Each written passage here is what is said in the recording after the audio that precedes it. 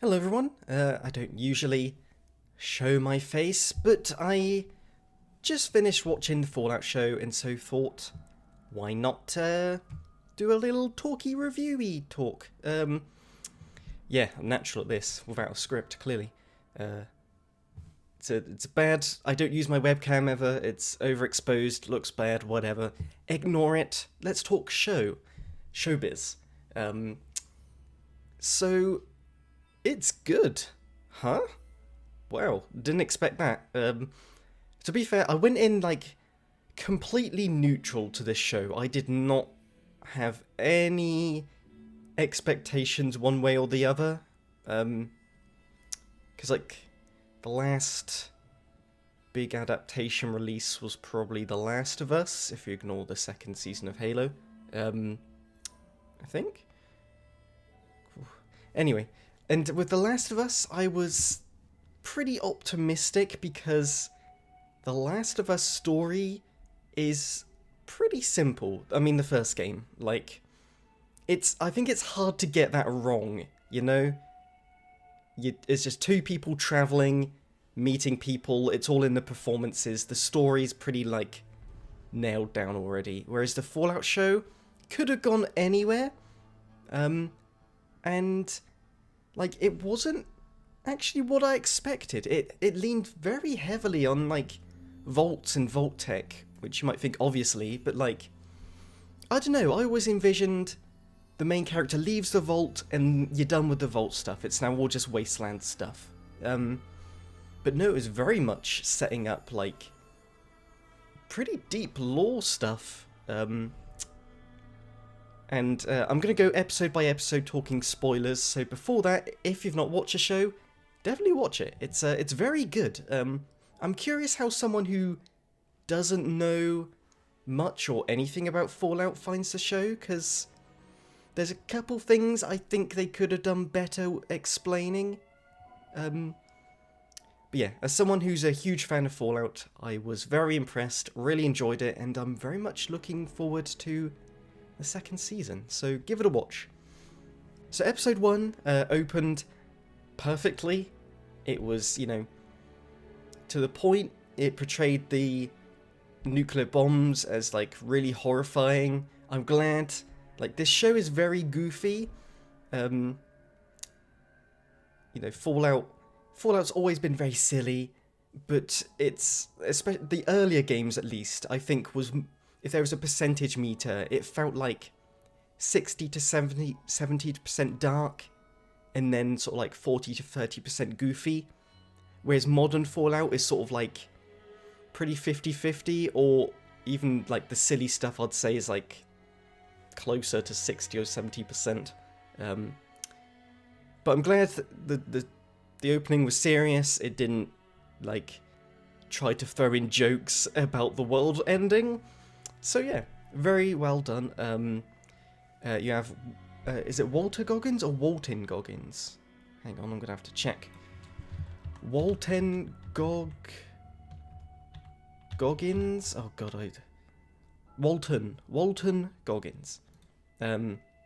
He stole every scene he was in. It's one of those things where I was figuring out, is the character good, or is this the actor just so good that I love the character? It's both. Yeah, he's perfect, and I'm glad that he doesn't die at the end. I was fully because he's a pretty high caliber actor, I think. He's not A-list celebrity, but he's up there, and so I was thinking, oh, they're probably going to kill him off because, money. But no, seems like he's staying.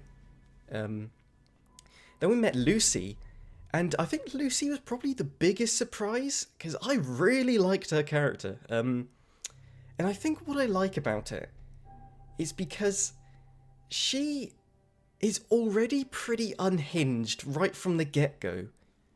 They really played up the fact everyone in the vault is very overly nice and friendly, and they don't act, how normal people nowadays act. Even though that is actually addressed at the very end of the show, because that was intentional by the overseers, blah blah blah. But even aside from everyone being, like, overly nice and weak and everything, she's just a little unhinged right from the get-go, I think. And I think that works because it's like, well, yeah, I guess she's the type of person who would leave a vault and adapt eventually. In, like, episode 3 or 4, after she's cut off the head, which, you know, she's only been in the wasteland for, like, a week at this point, if that. She's cut off the head of the guy, and she's just, like, sitting at night talking to it.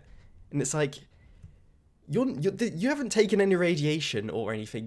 You shouldn't be crazy by this point from the wasteland. So this is just what you're like.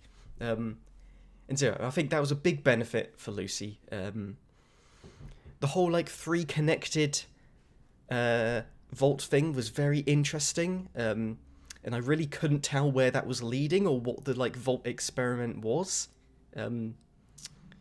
So yeah, we'll get to that when I get to the last episode. So the intro was great, setting up everything. The looks of the vault, God, I cannot tell how much of the, like, it looks like they just built everything in the vault, other than, like, shots looking down, seeing how deep underground it goes. It all looks real. Like, it's the perfect blend of practical effects and CGI, because I cannot tell where the practical effects end and where the CGI begins.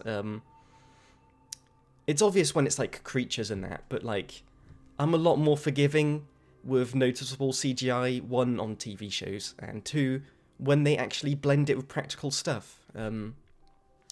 Perfect example I'll get to in the next episode. What comes... Alright, so now my first pretty big disappointment that I think they did with the first... I'm drooling. They did with the first episode. They cut to the Brotherhood of Steel before Lucy left for the vault, and I thought that was just a huge mistake. Why would you do that? Like, yes, I know who the Brotherhood is, and I've played the game, so I know what the Wasteland is like.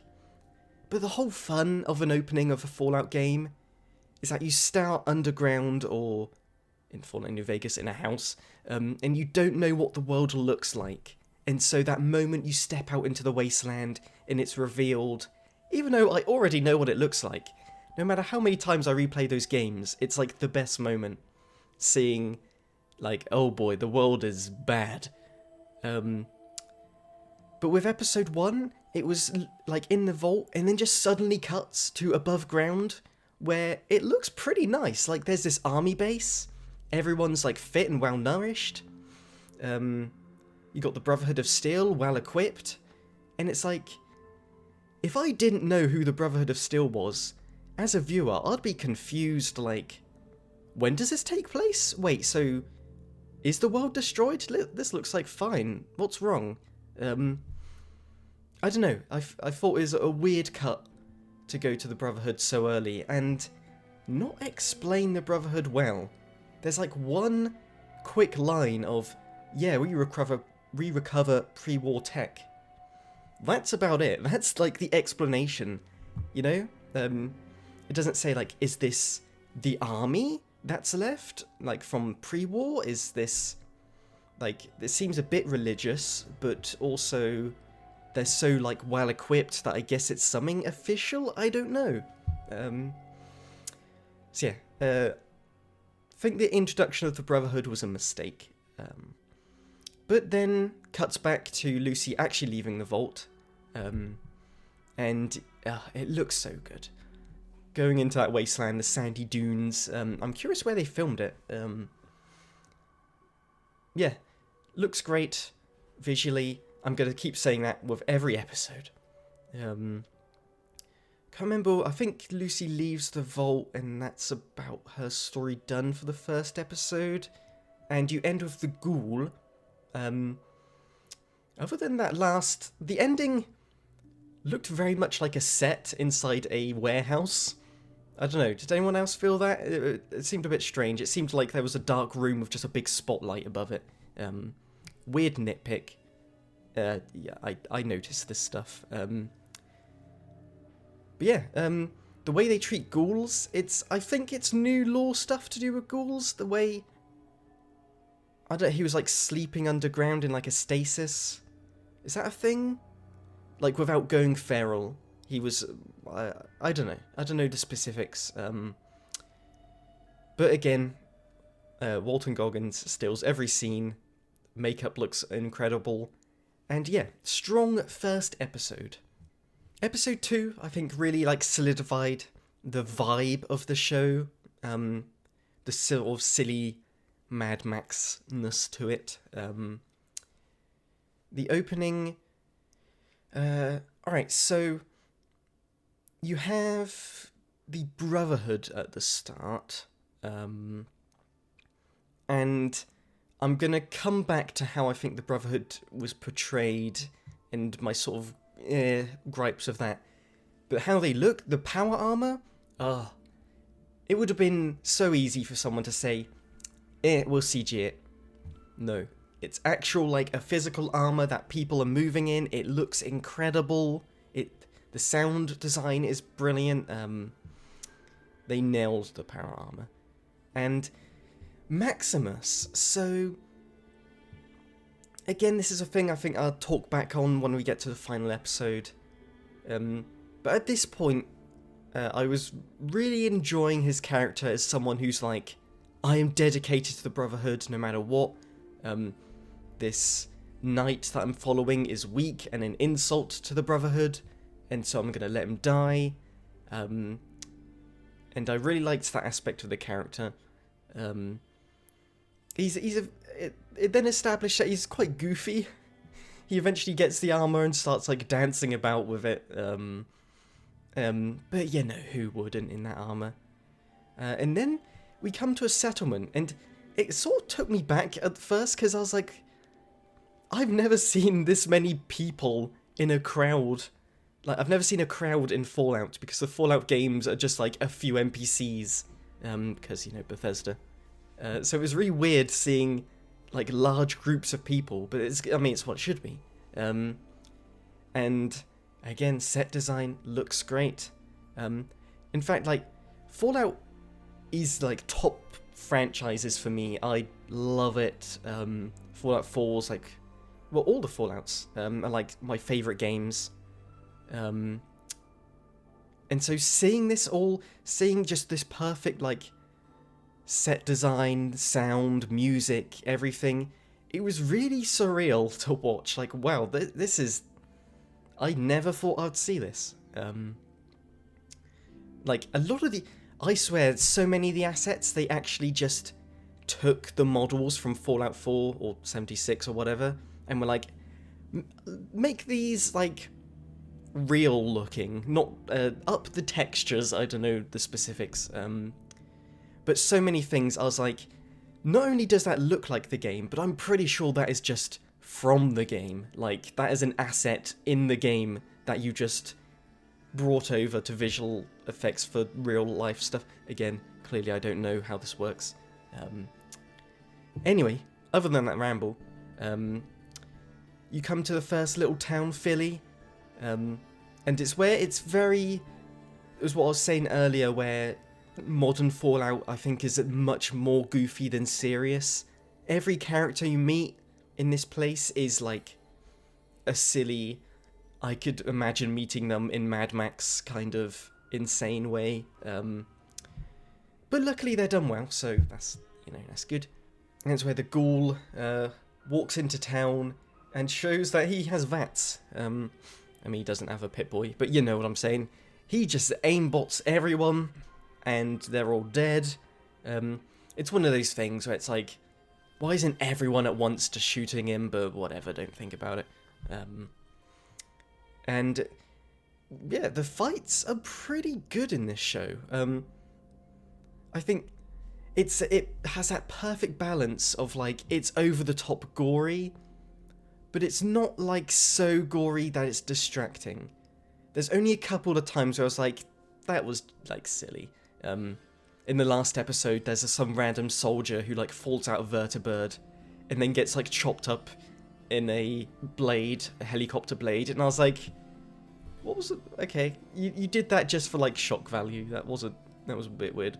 But no, The violence and everything looks great. Gotta love your big blood splatters.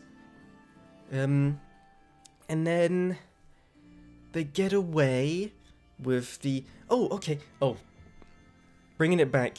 I believe, is this the episode where in the opening it has the guy escaping the Enclave?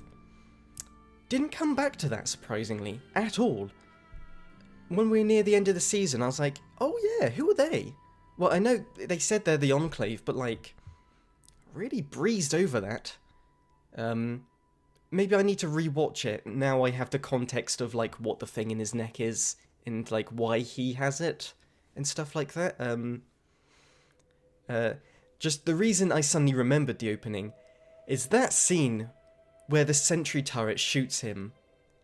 Like, I have to assume that's a, like, joke with how in video games turrets, like, miss you so much, because that was ridiculous. It really, I was like, that's just dumb. It sprays him with bullets, and every single one misses him by, like, a wide margin.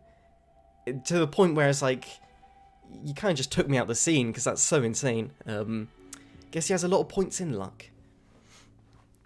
But yeah, then cutting to the end of the episode, he asks for his head to be chopped off, and it's sort of a point where I was like, I think Lucy is unhinged already, because she clearly doesn't want to do this, but she does it, and like, is still kind of chipper about it, and yeah, good character, and very good episode that follows up and really sets the tone.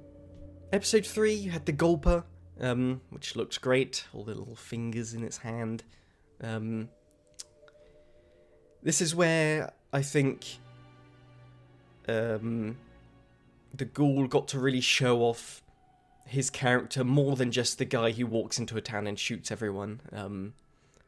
And he's like, not only is he a terrible person, but he's a terrible person, like, pretty consistently throughout the entire show. He doesn't go, like, over much of an arc where he starts really bad and ends quite good. Like, he's just terrible throughout. But I like that. And it also means more for more seasons. But yeah, his dynamic with Lucy is pretty great. You have...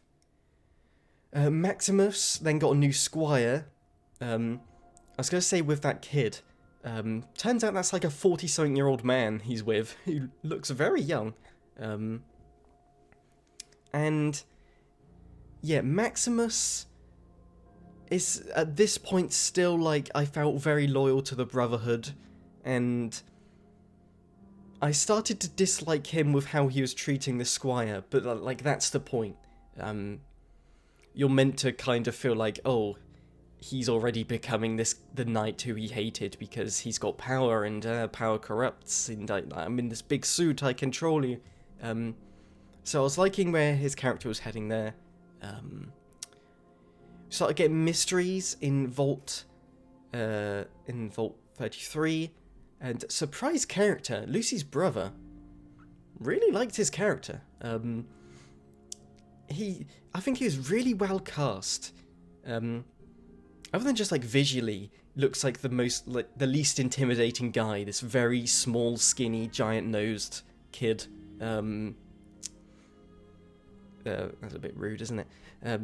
But no, I just think he looked perfect for the part where he's not confident, he can't take control of the situation, but he's still a bit like he's the only one who's suspicious of what's going on.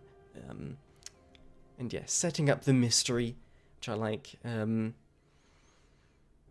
Yeah, let's go through these a little quick. I'm spending way more time than I thought on each episode. Episode 4, The Ghouls. Oh, this was a good one. I loved the super duper mart. The Mr. Handy looked incredible. I assume it's a blend of puppetry and CG. Perfect blend. It looked so good. I was glad we getting more stuff in the past with Walter Goggins. Cooper, that's it, Cooper. Every scene in the past is great because all the performances are great. But yeah, it was perfect Fallout, super duper mart with unhinged robots, raiders, ghouls. It's so Fallout. It is so Fallout. You also have Lucy's brother, whose name I can't remember, discovering everyone's dead in Vault 32, and that was never resolved. I actually had to look it up after. I was like, wait, did we get an explanation and I don't remember? Nope. No, we don't know what's going on with 32. Like, everyone's been dead in there for a few years. We know that they somehow cleaned it up real quick. Don't know how they did that. And yeah, only Vault 31 knows what's going on in there. I have to assume maybe they found out that the vaults were... Because all the scribblings on the wall of blood, you know, very video gamey stuff, was like, we know the truth and something like that. So they either found out that above ground is A-okay, okie dokie, good, and they can go up but they're not allowed, and so they all went crazy or something, or they found out what the experiment was and so they were given crazy gas. I don't know. We'll find out, I guess, hopefully.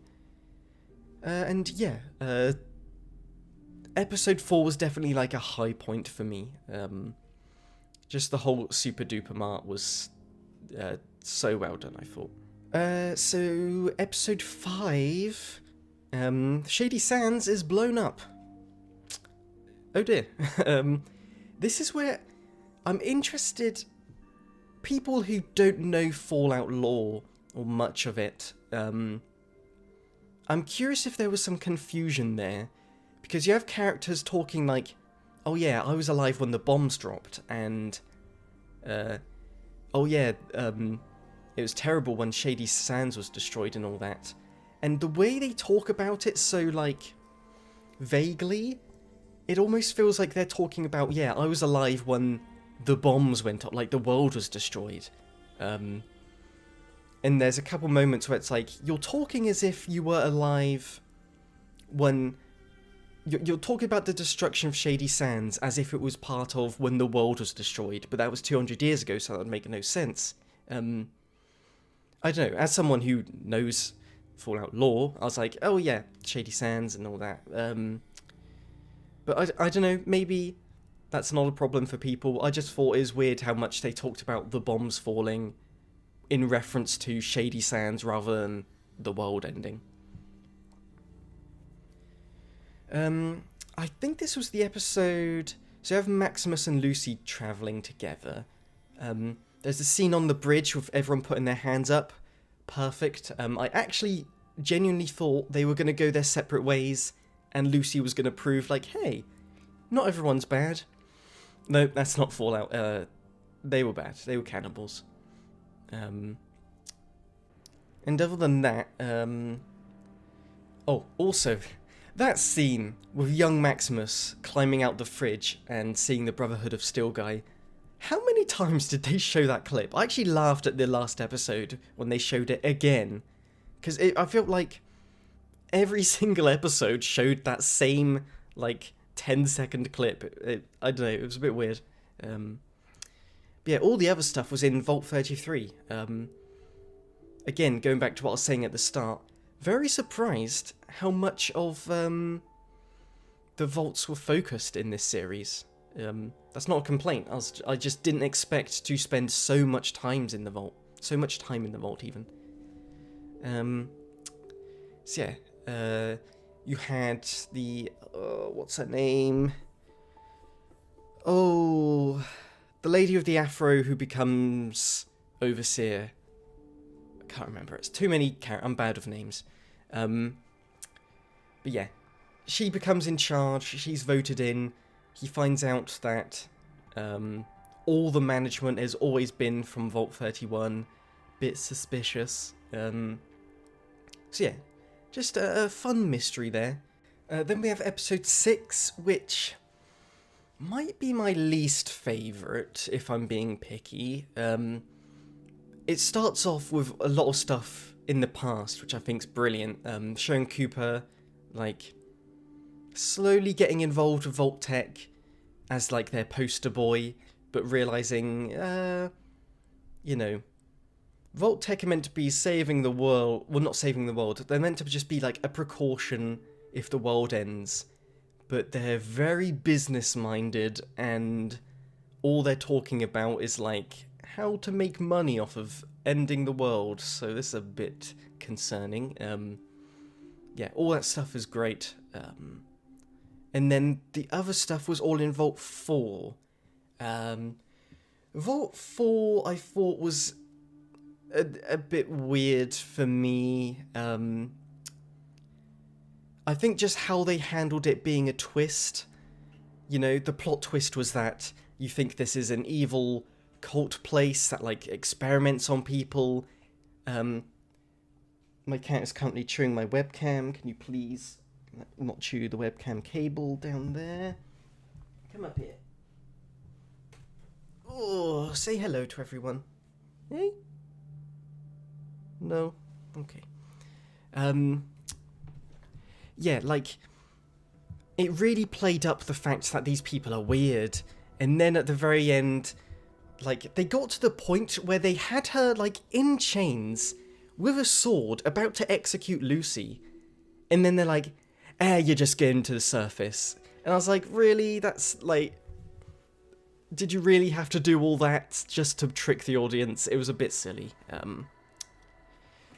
And, you know, there's moments where Maximus is like, I'm allowed to leave, aren't I?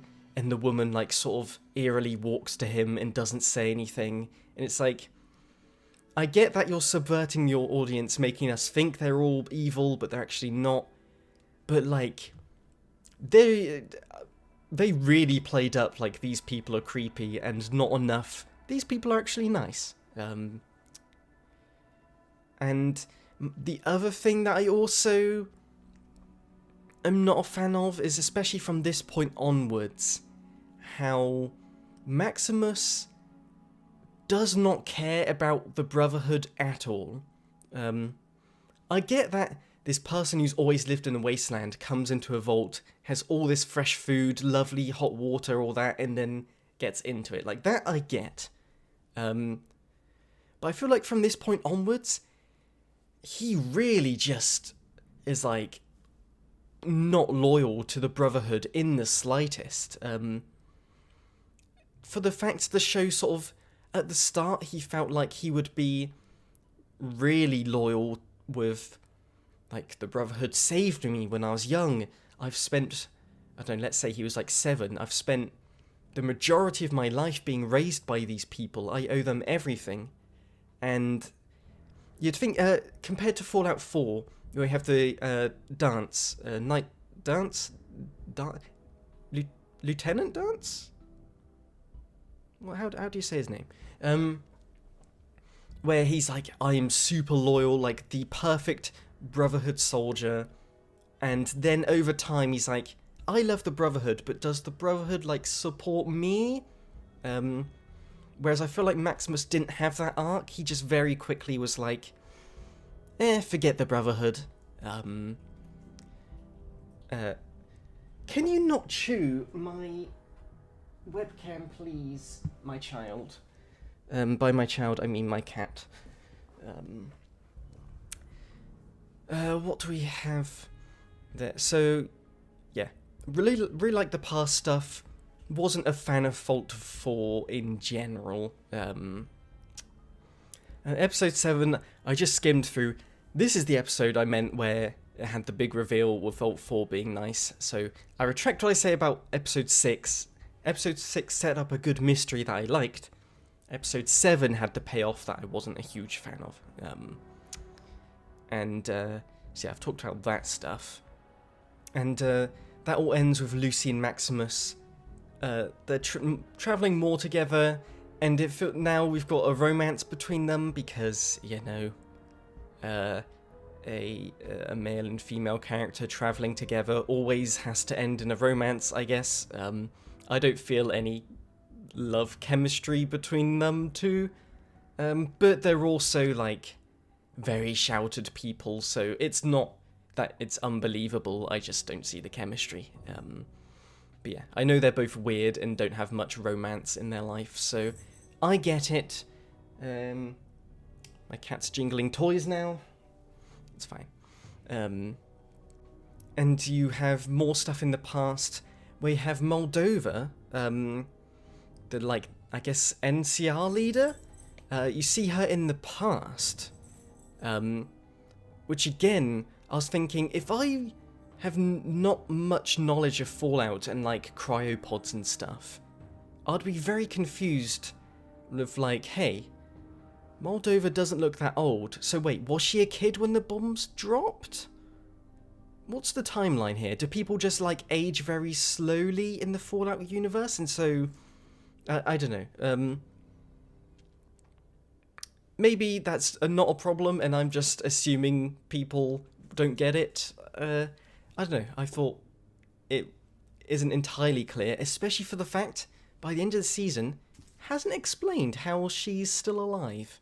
I mean, she's very rich, and I assume just got in a cryopod somewhere, but the specifics of, like, what vault she was in and all that hasn't yet been explained, which is surprising.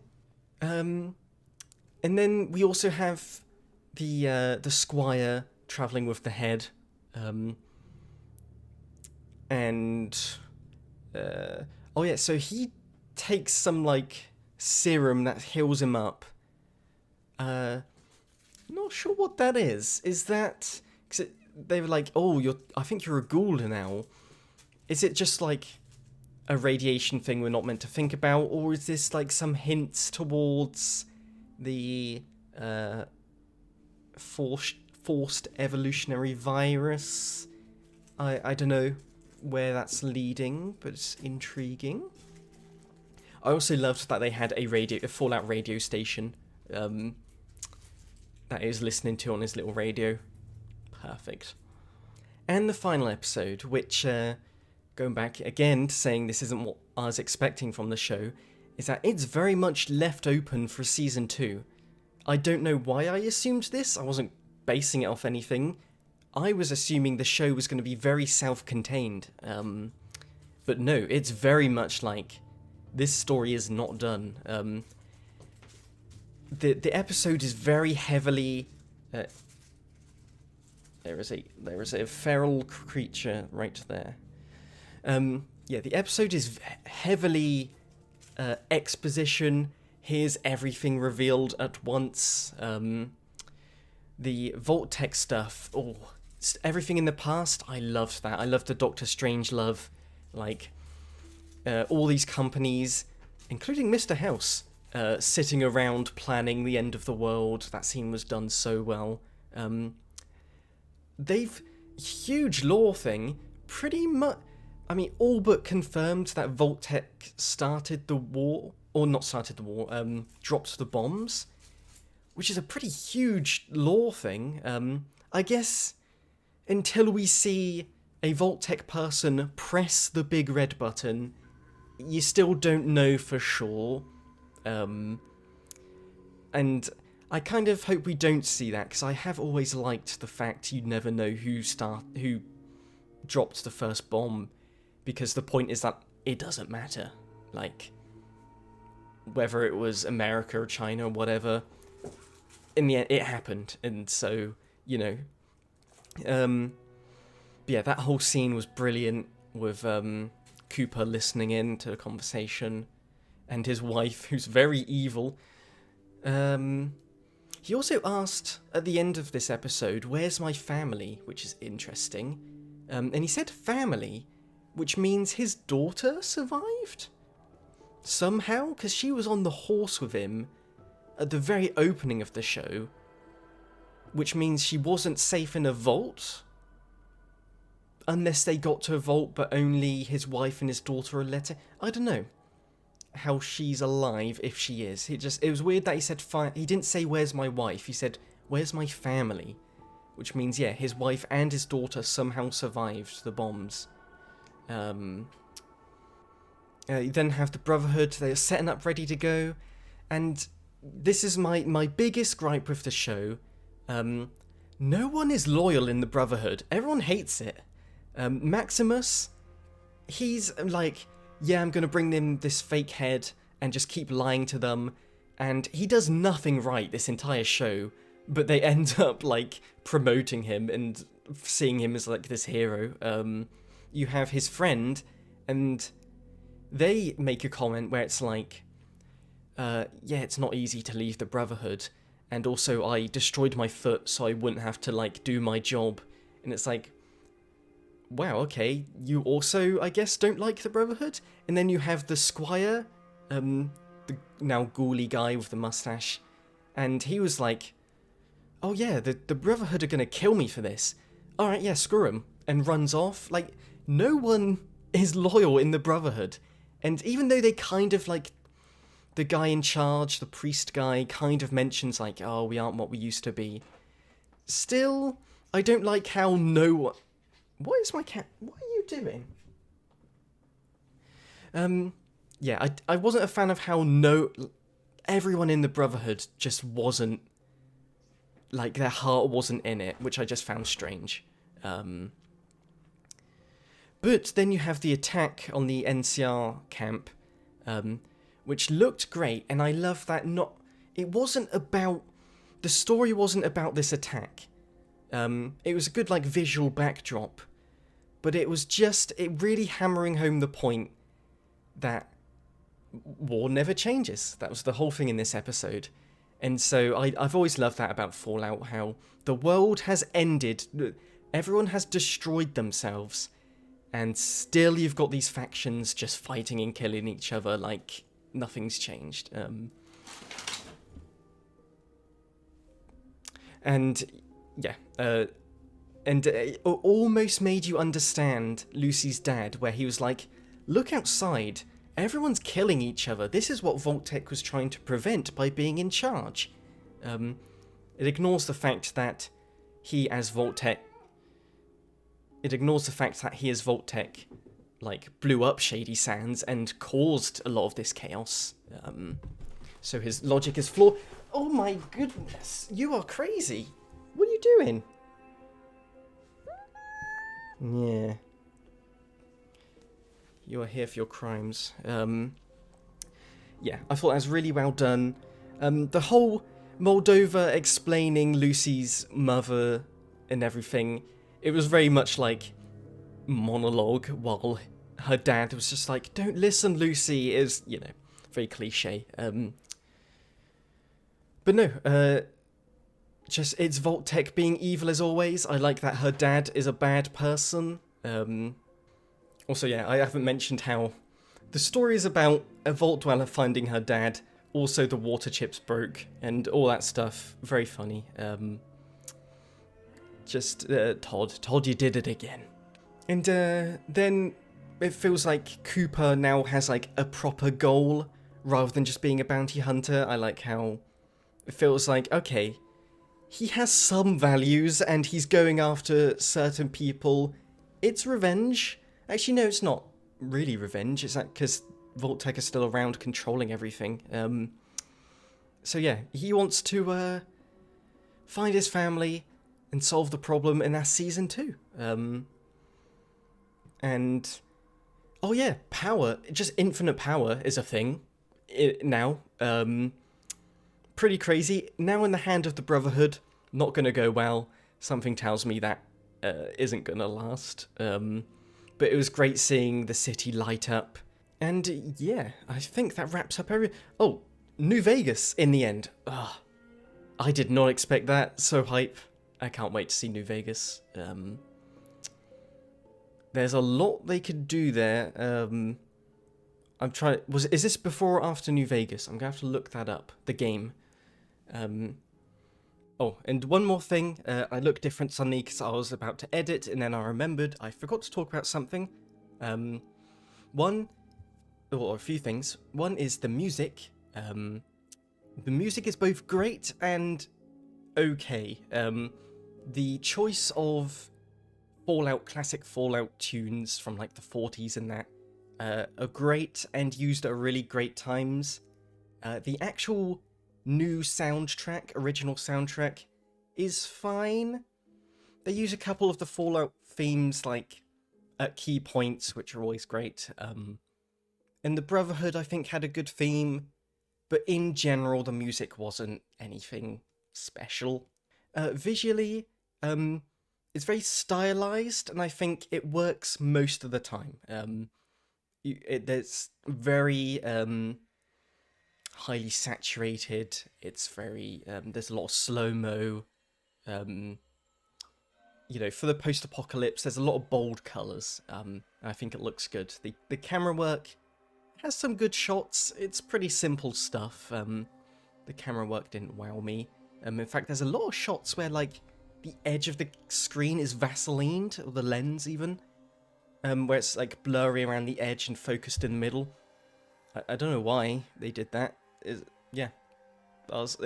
happened enough where I noticed, like, why is the edge of the screen blurry? And also, one last thing is, another annoyance I'd say is there was a lot of going back and forth across similar locations, characters appearing in the same location very conveniently. They had this whole amazing, like, Red Rocket set that was barely used, which surprised me. But, like, you had the Squire guy store dog meat there, and then the Ghoul just appeared there, like, a few scenes later, or not scenes, shortly after. And it's like, wait, aren't they meant to be going different locations? How? It's very convenient that they just happened to go to the same spot. And that happened a lot, where it's like, oh, I guess this character found this place as well? So it felt a bit like budget reasons, where we have these amazing sets. We can't afford any more, and so we're going to have characters walk through the same locations quite often, visiting the same places. I guess it's less of a complaint and more just like, I hope next season they can have more of a budget and afford to travel further. Either way, overall, very, very good. Yeah, it was great. Even my complaints, like, they stand out because the show is so good that it stands out that these other things are weaker. But no, overall, very, very well done. Well done. Clap my hands. I'm really looking forward to season 2. I love the characters of Lucy and the Ghoul, and I kind of like Maximus. He has a chance to make me like him even more so, seeing how I kind of want him to try and take over the Brotherhood and even turn to a villain. I think I would like that more than him trying to break free from the Brotherhood. We'll see.